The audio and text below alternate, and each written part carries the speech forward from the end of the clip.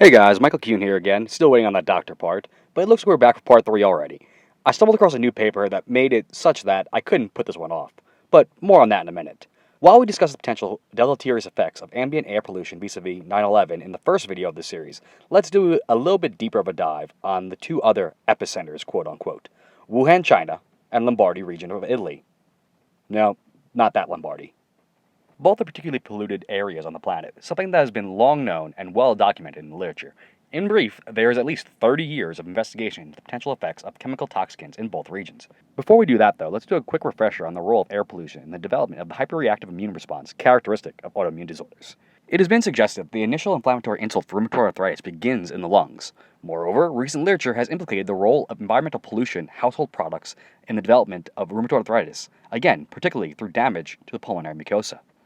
It is also associated with high traffic patterns, which may actually provide an alternative hypothesis to the role of population density, and other environmental toxicant exposures, which, along with hypovitaminosis D, or vitamin D deficiency, leads to its development. Inadequate levels of vitamin D are generally the result of insufficient sun exposure, in part related to air pollution, but also simply not getting outside enough, as in, a lockdown. Given the role of vitamin D in the maintenance of proper immune function and the prevention of toxic exposure, autoimmune and viral associated diseases, including the current CV pandemic, this is kind of a big deal.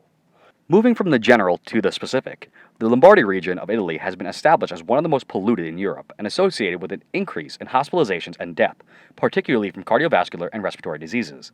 Air pollution has also been demonstrated to produce oxidative stress and inflammatory marker release related to the development of hypertension, which is one of the largest comorbidities associated with CV death.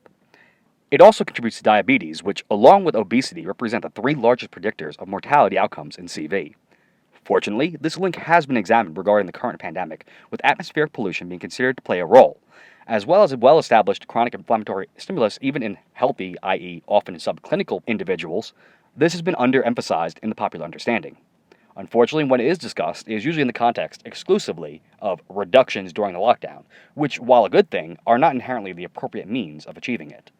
Either way, a quick look at a map of the CV outbreak as of April 27th, when compared to the overall average and particularly bad days, is a stark reminder that this should not be ignored.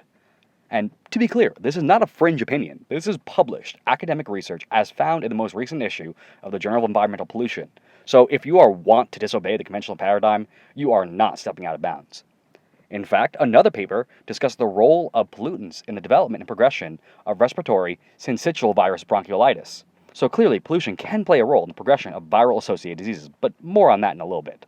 Back to the autoimmune disorders, as another study situated in Lombardy found a role in the occurrence and relapse of multiple sclerosis in relation to air pollution, thus again demonstrating a potential link. Moving on to Wuhan, China, recent studies conducted there have found air pollution to be associated with increases in non-accidental and cardiovascular mortality.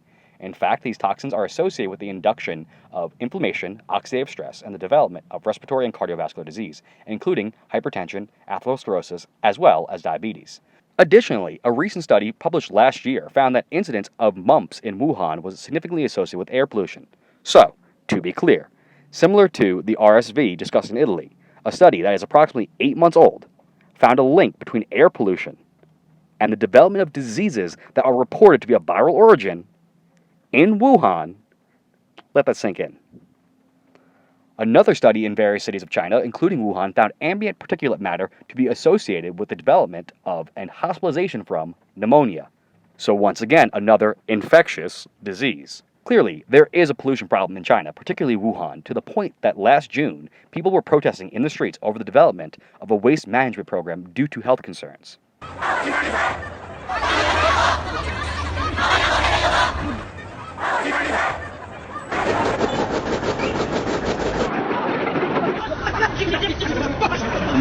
While it wouldn't be that odd to see environmental protesters doing that in the US or other Western countries, it was of significant enough concern to the general population of Wuhan that they risked the wrath of the Chinese Communist Party in order to say no to it. Make of what you will the timing of these two events, but needless to say, you don't cross the CCP for nothing. Keeping with the immune hyperreactive motif, let's move on to the discussion of what's been going on with kids during the CV pandemic. Kawasaki disease is an idiopathic, acute febrile disease of children, aka a short-term disease that causes fevers in kids that we have no idea the cause of, but one actually we do, that induces systemic inflammation.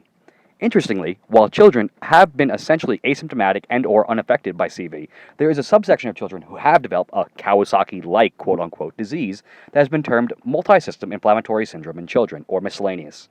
I mean, MISC, for short. From a purely infectious standpoint, this seems particularly anomalous, and has many researchers, and thus the general public, scratching their heads. However, at the very least, one group of researchers has recognized the common characterization of a hyperactive immune response through the induction of a cytokine storm, which is the primary presentation in those suffering from the most severe cases of CV.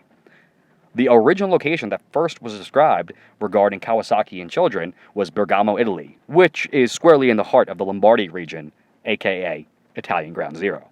Interestingly, the Emilia-Romagna region, which has had the second most COVID-related deaths in Italy, was investigated for a potential link between air pollution and Kawasaki disease during the period of 2010 to 2017. Yet, the paper was written and received for publication on January 24, 2020, i.e. 1 week before the first reported case of CV in Italy, which occurred in Rome on January 31st.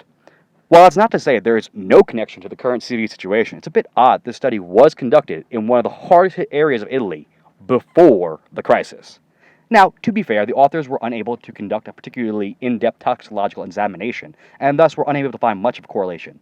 However, the idea was definitely considered, once again, prior to CV. Moreover, an earlier study in Taiwan, although not finding as much support for other aerial toxins, did find evidence of a link between ozone levels and the subsequent risk for hospitalization from Kawasaki. Either way, it is something that needs to be considered before blanket proclamations are declared. As an interesting sidebar, before hopping back over to New York City, similar results regarding the role of toxic air exposure were obtained in Louisiana following Hurricane Katrina, but there is nothing to see here. So as promised in the beginning, a recent study was just released at the beginning of May that inspired this video that examines the role of 9/11 in the development of autoimmune disease. While the paper focused on the dust cloud exposure to first responders and PTSD for the general public, it does provide some interesting new evidence that being bathed in a toxic cloud and subjected to a highly traumatic event can lead to the development of hyperreactive immune response, specifically a 2 times greater and 3-fold greater autoimmune response, respectively. Applying that forward, although the general community in New York City didn't get the same exposure as that of the first responders and thus did not get an immediate pathological response, these chemicals do not become magically less toxic on their own account. So while many may not have exhibited explicit symptoms, there was undoubtedly subclinical damage accrued. Pair that with the traumatic nature of the current social isolation and mass hysteria and consequent effects on psychological health, and we have a recipe for disaster. Now, I'm not saying that underlying toxicity and subsequent psychological insult are the sole cause of the current pandemic, but before completely surrendering our lives, it is something that should be on the radar. Radar. Maybe that's something else to be mindful of. Never mind, that'll be for another day. Alright guys, hopefully this one was of some benefit, perhaps something more to ponder, but as usual, feel free to reach out to me, and I'll see you in the next video.